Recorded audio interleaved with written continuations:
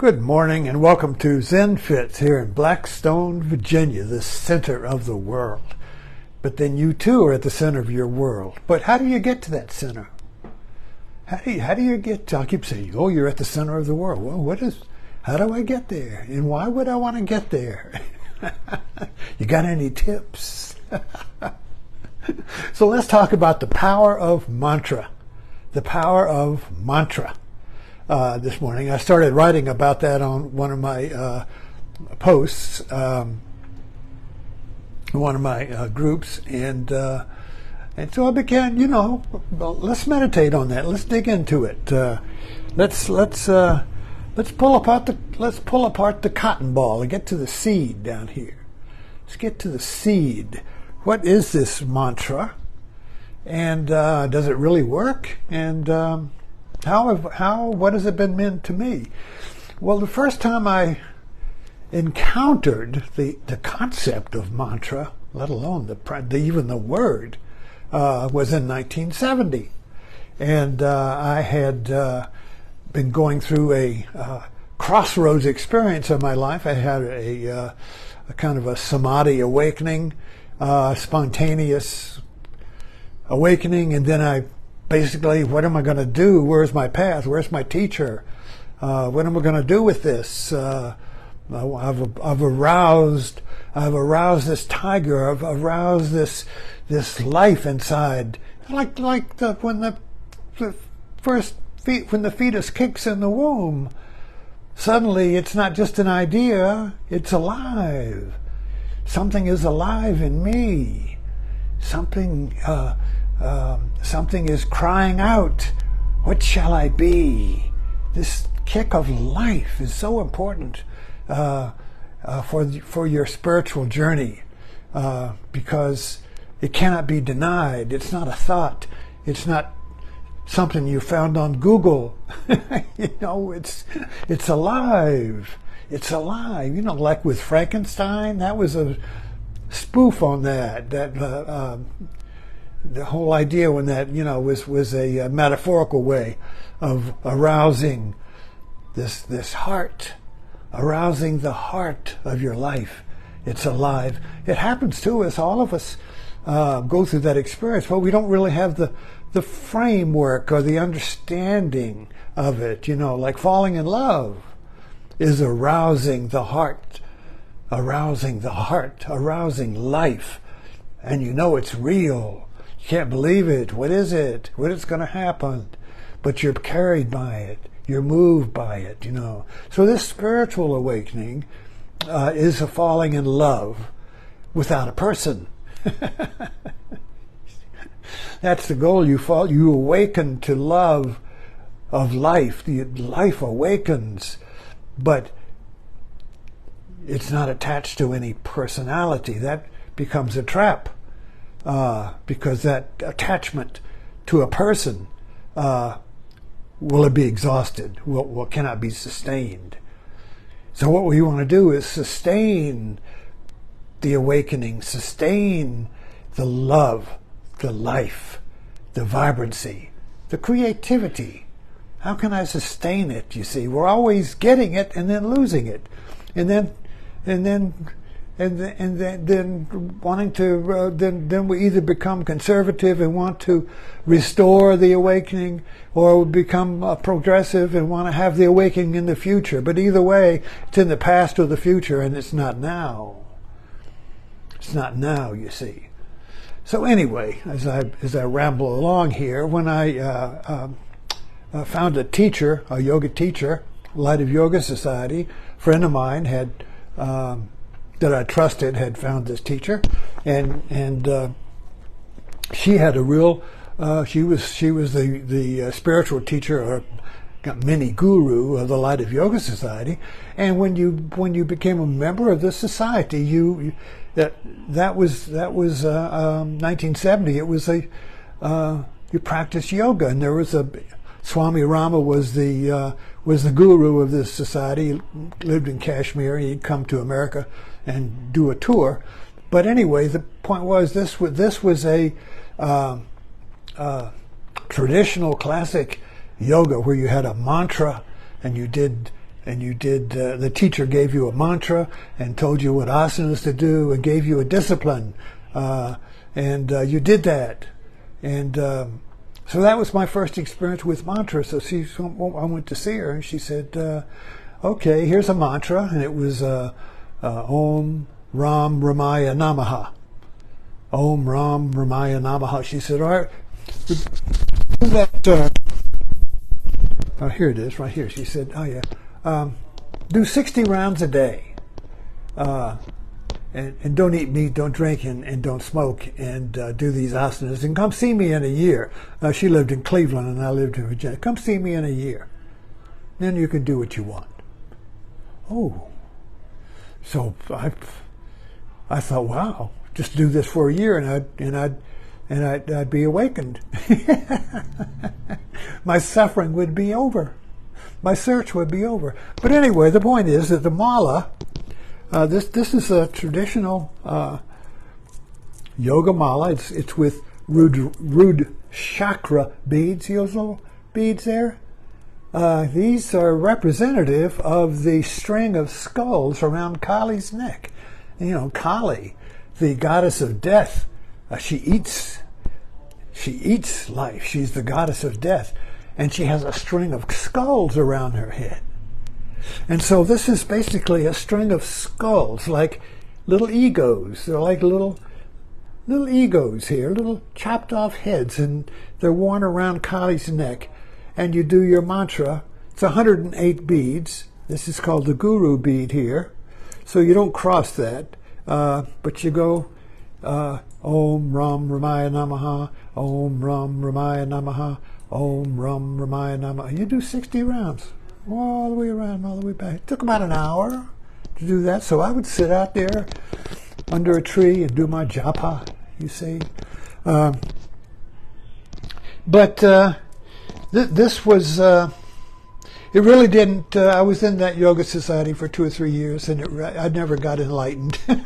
So anyway, it wasn't my answer, so I left, you know. And then I went to, then I discovered Swami Muktananda, and he gave me his mantra with Siddha Yoga was Om Namah Shivaya.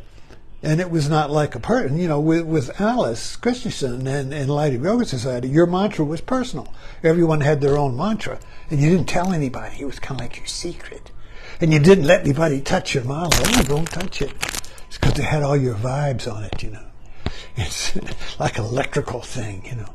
And so anyway, but with Swami Muktananda, Om Namah Shivaya, everybody's just, you know, here, do this, do that. It was like a general mantra, Om Namah Shivaya, and there was no japa to do. You just did it as you like to do it, you know. And so anyway, this Om Namah Shivaya really stuck with me, even though Muktananda died in 1981, I think, anyway. Okay, so even though he died and I left Siddha Yoga and began to wander on my own, the mantra, Om Namah Shivaya, stayed with me. Om Namah Shivaya, Om Namah Shivaya, Om Namah Shivaya, Om Namah Shivaya, Om Namah Shivaya. And it began to dig a groove. Even though I was lost in the labyrinth of the world, I was lost in my mind. It's a good thing a psychiatrist never caught me, because I was kind of cuckoo back in the 80s. Whoa! Yeah, but yet the mantra stayed with me. Om Namah Shivaya, Om Namah Shivaya, Om Namah Shivaya, Om. Like an underground stream. It's like one of my favorite myths is Theseus and the Minotaur. And so Theseus was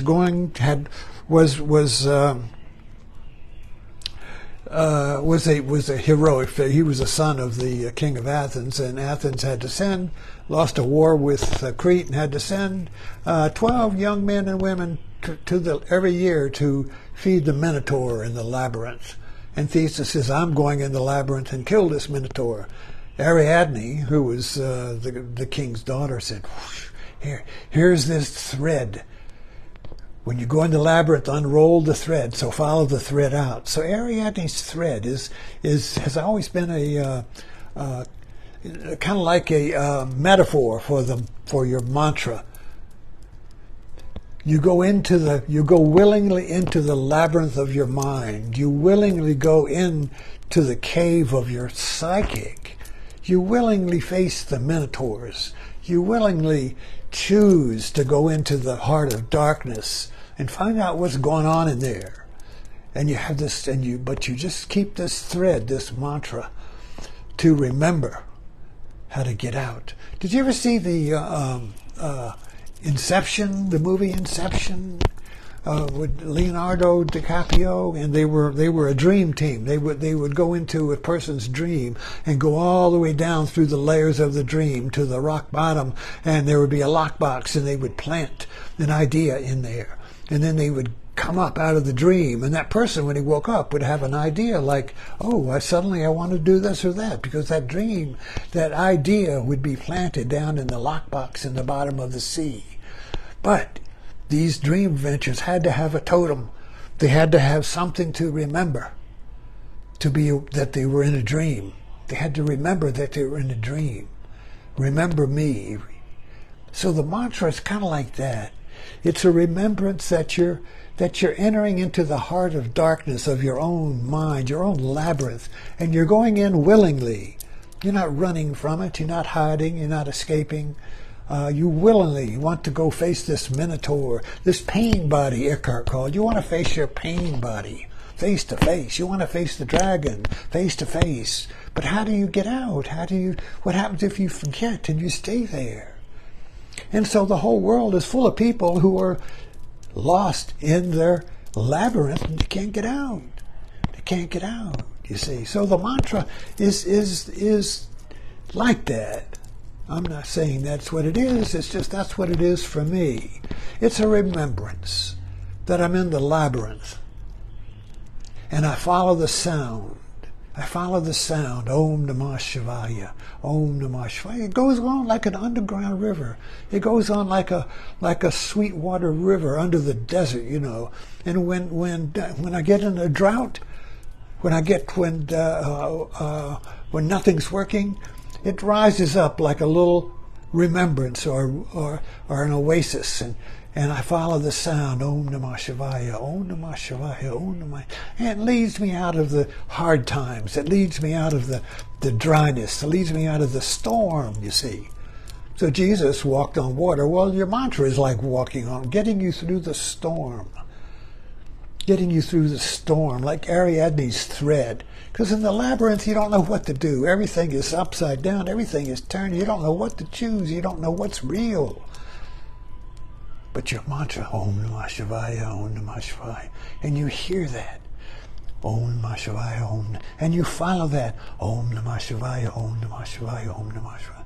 Om Namah Shivaya means I bow to the Lord within. So it's called Shiva. It's a Shiva mantra. Om Namah Shiva, Om Namah Shivaya, Shiva. And Shiva, while we're at it, where is the Shiva? I gotta have a Shiva here. Here he is, Shiva. Here he is, Shiva. Now, why is Shiva a meditative form? Because Shiva contains the opposites. One side is female, one side is male. One hand has the fire of destruction, the other hand has the drum of time, boom, death, boom, boom, boom. And he dances. And so he's kind of like a rock star. He's kind of like a rock star, androgynous, a combination of yes and no, no and yes, light and dark. He contains the opposites. He contains the polarity. He contains the ambiguity. And so it's potential. It's explosive potential. And so this is where you want to go. So when you chant Om Namah Shivaya, you want to go to the arousal of Shiva. You want to arouse Shiva, this burst, this explosion of unity. You want to awaken this explosion of I am. You want to awaken and arouse this tiger of your life. And so the mantra for me is kind of like that, Om Namah Shivaya. It's leading me to that. It is that. This is Om Namah Shivaya. So the sound of it, Om Namah Shivaya, and the arousal of my I am, my life, the kick of the fetus in the womb, I am, you see, is aroused. And that blows away the labyrinth. That blows away the storm. You transcend the labyrinth. You transcend the storm. And you dance on the ashes of failure. Thanks for dropping in.